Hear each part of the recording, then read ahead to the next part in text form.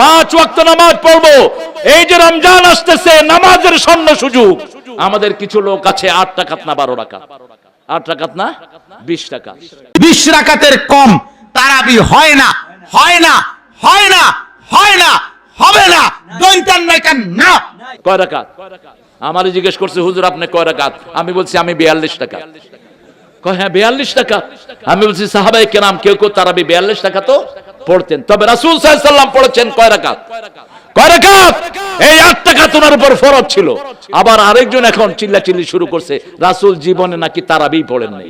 নবীজি জীবনে তারাবি পড়েন নাই। ভালো করে বুঝেন, ভালো করে বুঝেন। নবীজি তারাবি জীবনে পড়ছেন একবার, শেষ বয়সে, এক রমজানের শেষ 10 দিনের 3 দিন। 8 আর 20 কিলাকিলি পরে আগে এর জব দাও। নবীজি যা করে নাই তা করবা না। নবী তারাবি পড়ে নাই, জীবনে একবার পড়েছে। কসম খোদা 20 রাকাত আর 8 রাকাতের দ্বন্দ্ব পারে হবে। আগে আমাকে জবাব দাও। তারাবির নামাজ কয় রাকাত? 8 রাকাত। 20 রাকাতের হাদিস জাল, সারা দুনিয়া পড়ছে, যে সারা পৃথিবীর মানুষ পড়ুক, হাদিস জাল, এর সাথে কোনো আপোষ নেই। ওমর রাদিয়াল্লাহু তাআলা আনহু 20 রাকাতের আদেশ করেননি, 11 রাকাতেরই আদেশ করেছেন, হাদিস সহিহ। আল্লাহর ওয়াস্তে গ্যাঞ্জাম করতে যায় না 20 না 8, এই গ্যাঞ্জামে আল্লাহর ওয়াস্তে যায় না। তারাবির নামাজ 5 ঘন্টা, কত রাকাত সেটা বড় কথা না। তারাবির নামাজ কত ঘন্টা? প্রায় 4-5 ঘন্টা। আর 5 ঘন্টায় 8 রাকাত পড়েন, 5 ঘন্টায় 20 রাকাত পড়েন। সম্মানিত ভাইরা, আমি যতটুকু বুঝেছি পড়াশোনা করে, আমার এই জ্ঞানে আমি যতটুকু পেয়েছি, বাস্তবতা এই নবীজি রমজানে এবং রমজানের বাইরে 11 রাকাত নামাজ পড়তেন। 8 রাকাত তিনি তাহাজ্জুদ পড়তেন, আর 3 রাকাত বেতের। কয় রাকাত হয়? এটার সহি বর্ণনা আছে। নবীজি আমাদের মতো এভাবে জামাতবদ্ধ হয়ে পড়া কোরআন শরীফ খতম দিয়ে 20 রাকাত নামাজ পড়েছেন, আমি তার জীবনে পাইনি, 63 বছরের জীবন। রাসূলুল্লাহ সাল্লাল্লাহু আলাইহি সাল্লামের বিবি আম্মাজান আয়েশা সিদ্দিকা বলেন, সহিহ বুখারীর 1167 নম্বর হাদিসের বর্ণনা, 1147 নম্বর হাদিসের বর্ণনা, আবু সালামা রাহমাতুল্লাহি আলাইহি আম্মাজান আয়েশা সিদ্দিকাকে প্রশ্ন করলেন, আম্মাজান কাইফা কানাত সালাতু রাসূলিল্লাহি সাল্লাল্লাহু আলাইহি ওয়াসাল্লাম ফি রমাদান, আম্মাজান নবীজির রমজান মাসের নামাজ কেমন ছিল একটু বলেন তো। আম্মাজান আয়েশা সিদ্দিকা জবাব দেন, নবীজি রমজানে এবং রমজানের বাহিরে 11 রাকাতের বেশি রাতের নামাজ পড়তেন না। রমজানে এবং রমজানের বাহিরে কয় রাকাতের বেশি পড়তেন না? 11 রাকাতের। 8 রাকাত তাহাজ্জুদ পড়তেন, 3 রাকাত বিতির পড়তেন। আম্মাজান আয়েশা সিদ্দিকা বলেন, রাসূল রমজানে এবং রমজানের বাহিরে 11 রাকাতের বেশি পড়তেন না। তার মানে 8 রাকাত পড়তেন তাহাজ্জুদ, 3 রাকাত বিতির। হযরত আয়েশা রাদিয়াল্লাহু আনহা তিনি বলেছেন যে নবী যখন রমজান মাসে কিয়ামুল লাইল আদায় করতেন, সবসময় 11 রাকাত করে তিনি নামাজ পড়তেন, 11 রাকাতের বেশি না। আর তিনি এটা অন্যান্য মাসেও করতেন। তার মানে 8 রাকাত হচ্ছে কিয়ামুল লাইল, তারপর 3 রাকাত হচ্ছে বেতর, এভাবে 8 যোগ 3 সমান 11 রাকাত। তারাবি নামাজ কত রাকাত পড়তে হয়? তারাবি নামাজের রাকাত সংখ্যা নিয়ে ওলামাদের মধ্যে অনেক ইখতিলাফ আছে। জমহুর এবং সংখ্যাগরিষ্ঠ আলেমদের মত হলো 20 রাকাত। তবে 8 রাকাতের সপক্ষেও যুক্তি, আপনার অনেক দলিল এবং অনেক যুক্তি যারা 8 রাকাত তারাবির কথা বলেন তারা পেশ করে থাকেন, এবং আমাদের আয়েশা রাদিয়াল্লাহু তাআলা আনহার বুখারীর সেই বিখ্যাত হাদিসকে দিয়ে দলিল দেন যে নবী সাল্লাল্লাহু আলাইহি ওয়াসাল্লাম রমজানের বাইরে 8 রাকাতের বেশি পড়তেন না। ওনার তারাবির দরকারটা কি? ওনার উপর তো 8 রাকাত ফরজই ছিল সারা বছর, ঠিক না ঠিক? উনি যেটা পড়তেন উনি 3 দিন পড়েছেন। কয় দিন? 3 দিন পড়েছেন, শেষ 3 দিন গ্যাপ দিয়ে দিয়ে। উনি রেগুলার করেন নাই, কারণ এটা আমাদের উপর ফরজ হয়ে যেত। আমরা তো এমনি ওয়াক্তিয়া নামাজ পড়ি না, আর যদি তারাবি ফরজ হতো মানুষের কত ইসলামের আমার দরকারই নেই। কথা কম না কেন?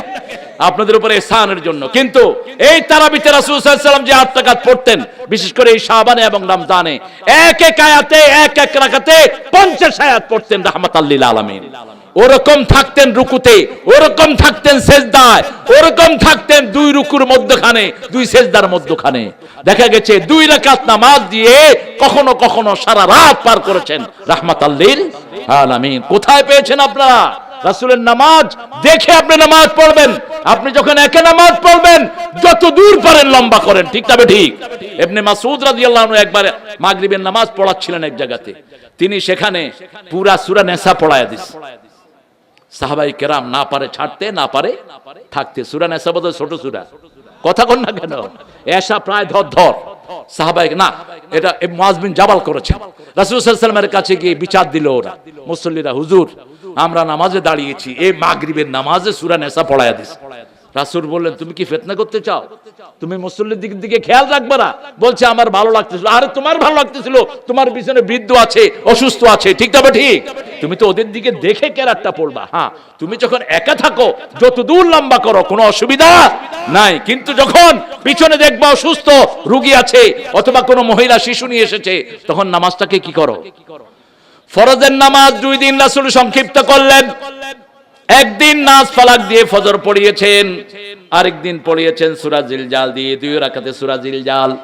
সাহাবায়ে কেরাম জিজ্ঞেস করলেন, ইয়া রাসূলুল্লাহ নরমালি 40 আয়াত, 50 60 আয়াত, 80 আয়াত, 120 আয়াত দিয়ে ফজর পড়ান, আজকে কেন এত ছোট নাস ফালাক দিয়ে? রাসূল সাল্লাল্লাহু আলাইহি ওয়াসাল্লাম বলছেন, আমি যখন তাকবীরে তাহরিমা বেঁধেছি আমার পিছনে শিশুর কান্না ভেসে এসেছে, আমার মনে হয়েছে ওই শিশুর মা আমার পিছনে নামাজে দাঁড়ানো, আমি যদি নামাজ লম্বা করি শিশুটার কষ্ট হয়ে যেতে, এই জন্য আমি নামাজ সংক্ষিপ্ত করে দিয়েছি। ইসলামের চেয়ে ব্যালেন্স আর কোনো ধর্ম। আল্লাহ রাব্বুল আলামিন বলেছেন যারা মুমিন তারা আমার জিকির করবে, জিকির যখন করবে তাদের অন্তর কাঁপবে, শরীর কাঁপবে না, আর তারা যখন তেলাওয়াত করবে তাদের ঈমান বাড়িয়ে দিবেন কে? আর তারা তাওয়াক্কুল করবে কার উপর? আজকে ওয়াদা করব আর নামাজ ছেড়ে দেব না, রাজি আছেন?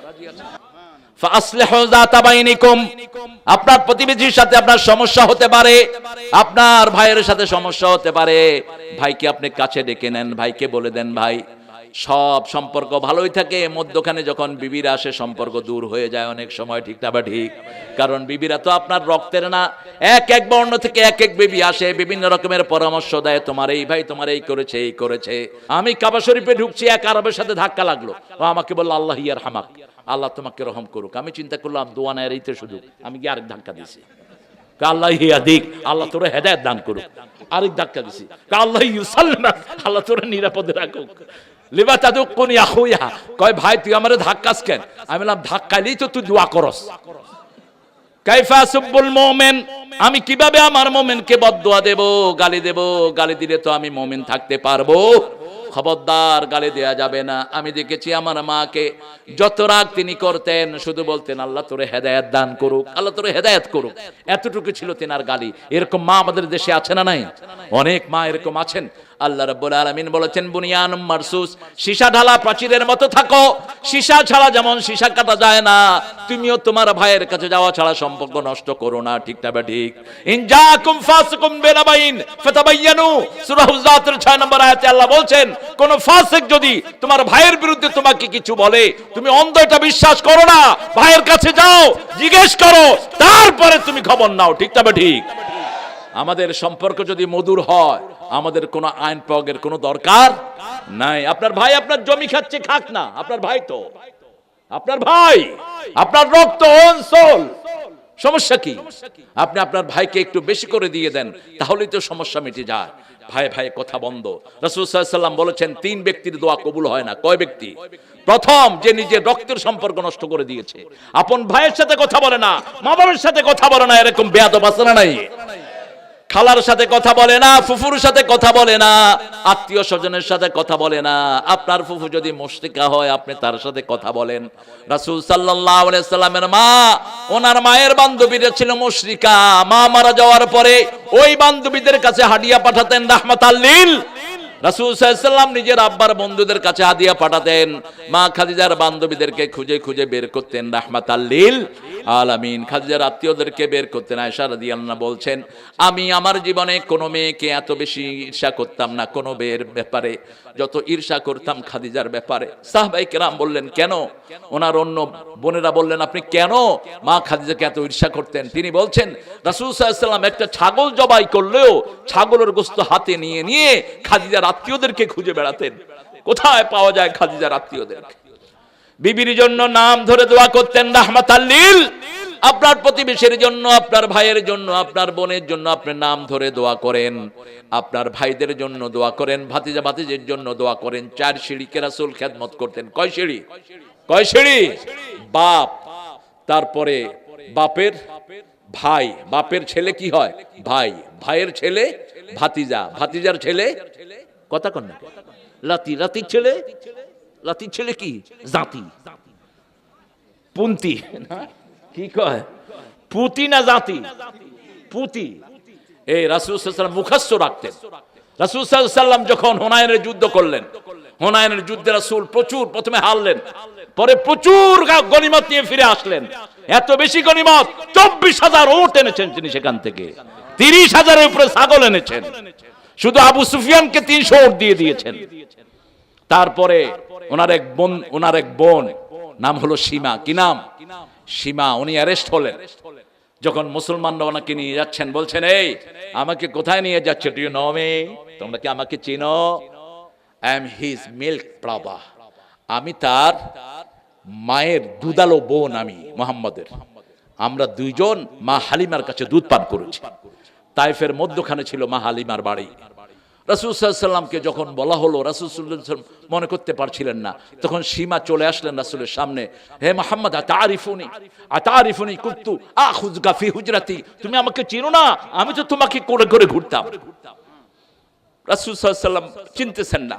এখন সীমা বলল, মুহাম্মদ তুমি মনে করো তুমি যখন 3 বছরের শিশু তখন তুমি আমার পিঠে কামড় দিয়েছিলে, এই তোমার কামড়ের দাগ এখন আমার পিছনে আছে। যখনই এটা বললেন রাসূল কেঁদে ফেললেন। তিনি পিঠ উদলিয়ে করে দেখালেন, এই তোমার দাঁতের চিহ্ন। রাসূল সাল্লাল্লাহু আলাইহি ওয়াসাল্লাম তাকে জড়িয়ে ধরলেন। দুধ বোন, কি বোন? কথা কন না কেন? দুধ বোন।